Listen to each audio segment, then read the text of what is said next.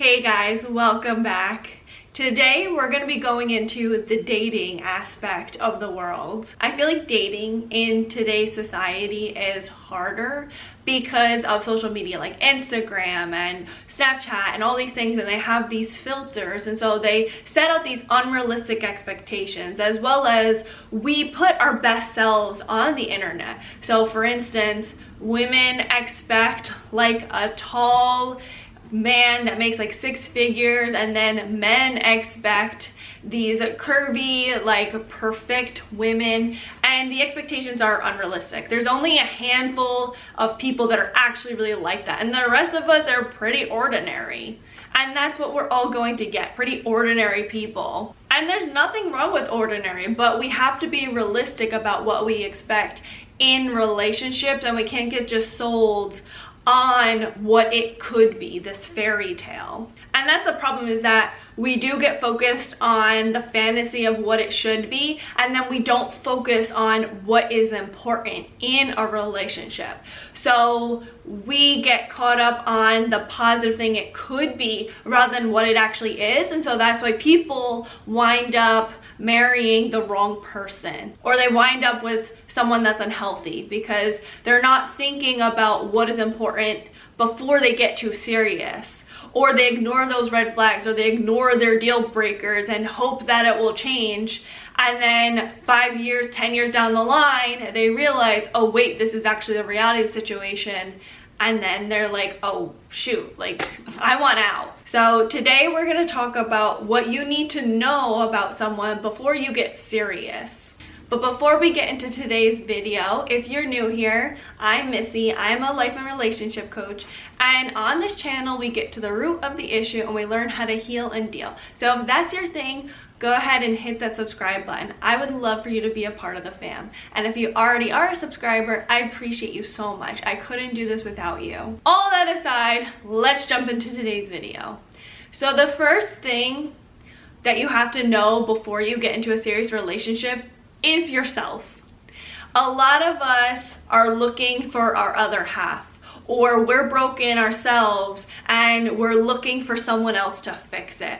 And as you see, that doesn't always wind up well. And this is something that breaks my heart about today's society, is that so many people want someone that they can be their genuine selves, that they feel like they can connect with. But a lot of us are playing a scared game where we expect to be left because we don't reach those unrealistic expectations. So then we just wind up playing games. We play the scared game of like, I'm gonna get you before you get me. And a lot of us do self-sabotage. Or some of us always think the grass is greener on the other side. So the minute they're unhappy, they dip from the relationship. So if you want to be in a healthy, committed relationship where there's good communication, there's trust, you have to be that person. You have to know yourself. So you have to know what you have to offer in the relationship. You have to understand your value. You have to also understand your expectations. What do you expect in the relationship? So that way you can communicate those expectations and also understand, like, okay, are my expectations a little unrealistic? And so you can understand how realistic your expectations are. You also have to know what you value. What are your flaws? Because we all have flaws, we're all not perfect. You also have to know your strengths. You have to know what you're worth. As well as knowing yourself, you also have to heal those wounds that have caused you to look for relationships where they can fix you, or you're the fixer, you're the codependent one. Or maybe you noticed you were in train wreck after train wreck of relationships. Like, what is the commonality? Look for your wounds and also the what went wrong in your past relationships so you can heal that now. Now, what's super important is to understand the difference between flaws and wounds. Flaws are basically imperfections, and then wounds are basically boo-boos from our past. So obviously you want to heal those boo-boos, because when you don't, you're just covering it up. And you're not learning from these boo-boos, or learning how to deal with them. And then imperfections, we all have imperfections. It's okay to have imperfections. It's important to be aware of your imperfections, so that way you know how to deal with them. For instance, if you're someone that struggles with confidence, be aware of that, because that's something where you can be more fragile with yourself and you can learn how to deal with that. Or you can teach your partner how to deal with you in those moments when you're unconfident. So it's important to understand the difference between the two.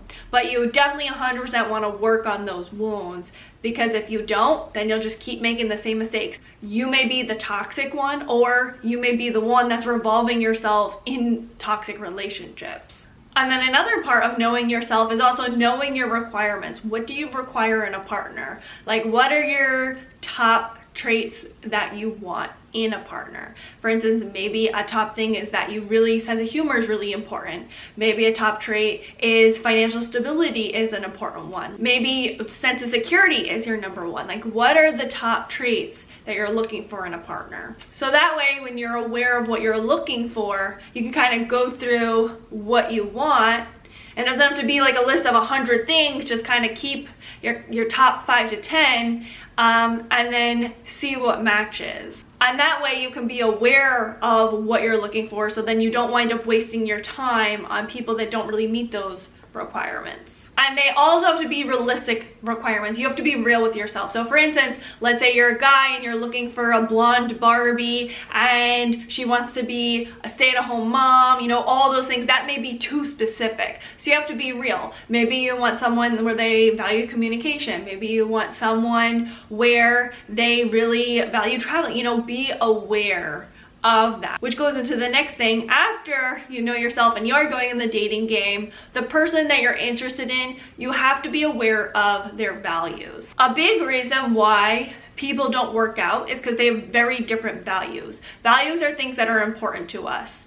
If you really value your political views and your partner doesn't really care that much about political stuff, that's going to be a conflict of interest. That's going to be a problem, because that's something that's really important to you and they don't really care about it. So it will cause resentment. So you want to be aware of those things before getting serious. Like, do they value kids? Do they want to have kids? You know, what is their stance on political views? What about religion? Where do they stand when it comes to religious stuff? What about family? Are they family oriented, or do they not really care? Do they have a more fixed mindset where they're just kind of like being comfortable, or do they have a growth mindset where they're constantly growing and changing? What is their idea of love? What's their love language? What about exercise? Like, do they value exercise? Do they not? Do you value exercise? Traveling. Also, when it comes to people, family, all those things, you have to be aware of what the values are. What are your important values? Because you want your values to match to some degree. Now, that doesn't mean interests. You can have different interests. Interests aren't a big deal. You can go do your own thing. But when it comes to values, you have to have somewhat similar values. Otherwise, it won't work. The next one is how they deal with conflict. Of course, no one deals with conflict perfectly, and everyone learned how to deal with conflict differently, but you have to understand how you both deal with that conflict, because that's how you're gonna be in that relationship for however long you're in that relationship. If you want someone that communicates and this person shuts down, then that's not gonna be really a good dynamic. Or let's say in conflict, they scream and shout, and you're also a very reactive person, that's not gonna work out well either. No matter what, you have to be okay with the way that your partner deals with conflict. For instance, if you are someone where you're more calm and maybe the person you're interested in is a little bit more spicy, a little bit more angry, and you're okay with that, it's not like in a toxic way, it's just like they have a hard time regulating their emotions a little bit. If you're okay with that, that's great. It's all about what you're okay with. Now, obviously, don't tolerate abuse, but there's gotta be some type of happy medium, because like I said, not everyone's perfect. We all have our flaws, but there's that spectrum of like, you know, what's healthy and what's not. But if you have someone that's really manipulative, really controlling, and that's how they deal with conflict, cut it off. That's not a good relationship to get serious with. But you have to understand their arguing style, so that way you know if you're willing to work with it. And also vice versa. How's your arguing style like? Everyone's way of dealing with conflict is different. Some couples are able to deal with it right then and there. Some couples, they need some time. Some couples, they like to deal with it the next day. You know, you have to figure out how to deal with that conflict. The next one that I don't feel like is talked about enough, and that's how flexible they are. And also you as well. How flexible are you? One of the leading causes to divorce is rigidness. And that all has to do with compromising. So for instance, if you're a very rigid person where like you have a set schedule and when something throws you off, like you freak out, you don't deal with it well, then you're gonna have a very hard time in relationships, because sometimes things are going to be thrown at you and you have to learn how to deal with it. There needs to be times when you're able to compromise and think about the other person and not just like this rigidness and your rigid thinking and your rigid schedule. And especially understand, if you're more of a rigid person, a spontaneous person will not be your person. So try to be a little bit more flexible where you're more compromising with things. So let's say if you are a rigid person, you usually follow your schedule, and like let's say in between that your partner maybe wants to go take pictures at 4, allow yourself to maybe let something go or maybe push it around. Now, don't get that twisted where you always have to compromise everything or you have to compromise your own boundaries, because you shouldn't compromise your boundaries. But if you know something really means a lot to your partner or they need something from you, then you really have to consider, you know, maybe this would be a good time for me to compromise, especially if it's not going to really hurt you in any sort of way. So go take the damn pictures. And the next reason, which is a huge reason for divorce and breakups, is how you deal with finances and just being financially stable in general. So here's the thing. Men and women think about finances very differently. And obviously I'm talking about straight people. I know it's going to be different in other types of relationships. But when it comes to the typical man and woman, women are looking for someone that's more financially stable. And obviously it's not all, but majority of women, they do want that financial stability. That's why it's such a big deal if a woman marries a doctor or someone that makes 6 figures. And then men, apparently from what I've heard, is that they don't really care as much. Not all men, but most men apparently don't care what a woman makes. As long as he doesn't make more than her. Most men talk about that they want an independent woman, but at the same time, what's on their list, they don't really care if the woman makes 6 figures or what she's really making. But you have to be aware of that because there's different expectations. So the first thing is that you have to understand you're not always going to get a man that makes 6 figures. Like, you obviously don't have to settle for the pizza boy, but you have to be realistic and okay with what your partner is making. And it's something you have to accept. And you also need to understand the way that they make money or the things that they like to spend money on. So for instance, if you have someone that doesn't really care about money and will spend money left and right, and then you have someone that's more frugal, that will be a difficult mix. So you want to be realistic about financial stuff and how to deal with financial stuff. And you also need to talk about the expectations when it comes to finances, about like splitting the bills and if the man or the woman's gonna pay. So you want to some degree accept the way things are financially for the person you're interested in. And if you're not, it's not gonna work. The next thing is that you have to be aware of their past relationships with their exes. Now this is a tricky topic because a lot of people, surprisingly, they don't talk about these things with their partner. They just know maybe the bare minimum, but you want to know in detail more about what happened, because that will tell you a lot. That's going to tell you how they'll treat you if things don't go well. It will tell you if they're someone where they're able to take accountability. It will tell you what type of people they normally look for. So if you're with someone that is in constant toxic relationships, and they constantly talk about how that person was like a terrible person, and they don't really talk about where they went in the wrong in the relationship, then that's a pretty big red flag and someone that you may not want to invest your time in. Or if they talk really badly about their exes, like they're really disrespectful, that's another red flag, because that you're gonna be next. They're gonna talk about you in that same way. But if they say things like they weren't really emotionally ready and maybe they cheated on me, then that can show that they're more emotionally mature and they've healed from that part of their relationship. You also want to be aware of the current relationship they have with their ex. Are they still involved in their life? Do they still have feelings for this person? You want to be aware of all those things so you're filled in, so you can see, okay, do I feel like this person is ready to be involved in a serious relationship? And also, am I okay if they have an ex in their life?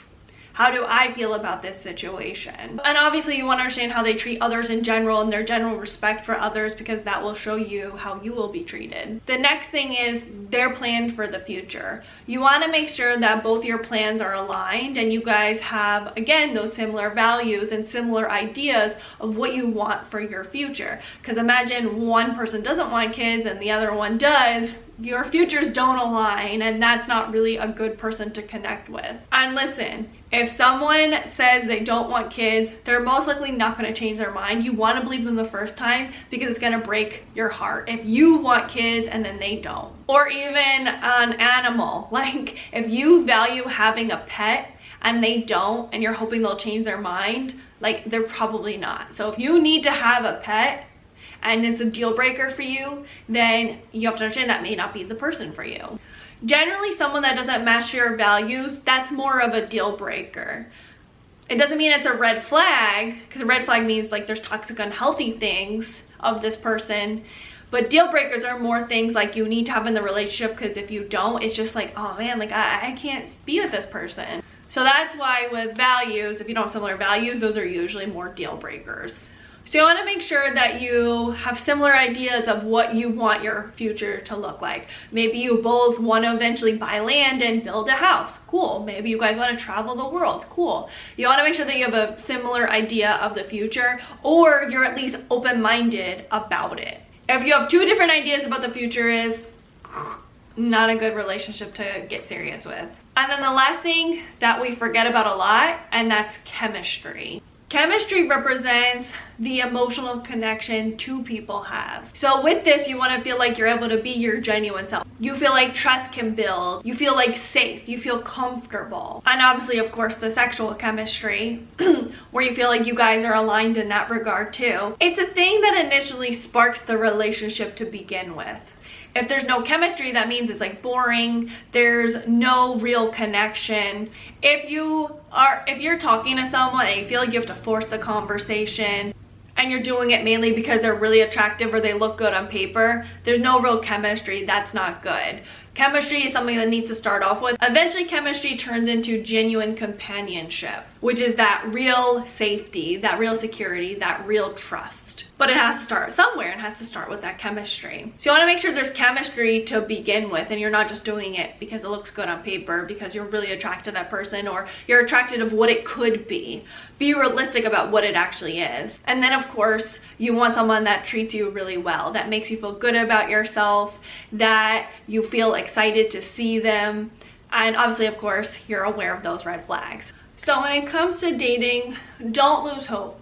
There are people that think just like you, that want to find your person, but we all, like I said, we're all playing a scared game. So if you really just focus on yourself and what you're worth and dealing with your wounds, then you're more likely to find a similar person that's also healthy-minded and also wants to have a healthy, good relationship. But it's important to focus on the important stuff before you get too serious, so that way you don't wind up wasting your time. So what do you guys think? Leave it all in the comments below, and please don't forget to like, comment, and subscribe, and share with someone that you think may need it. Until next time, thanks for watching. Bye guys. You guys, I overflowed my toilet because I followed a tip from TikTok. I know it's kind of gross, but whatever, it's life. So I was doing what TikTok told me. They told me to do a tip like to put soap. By the way, I was trying to plunge it the whole time and I couldn't. I don't know why I can't plunge, but for some reason I couldn't plunge it. And my best friend was sleeping at the time and I didn't want to wake him. So I was trying to plunge it. That didn't work. So then I put the soap in, and then I also opened like the lid and pulled it. And oh man, when I did that, it overflowed all over the bathroom. Just remembering it, it was so, I had to clean it all up. It was just, it was disgusting. So TikTok ruined my life. They gave me bad tips. That was stupid. Why are you crying?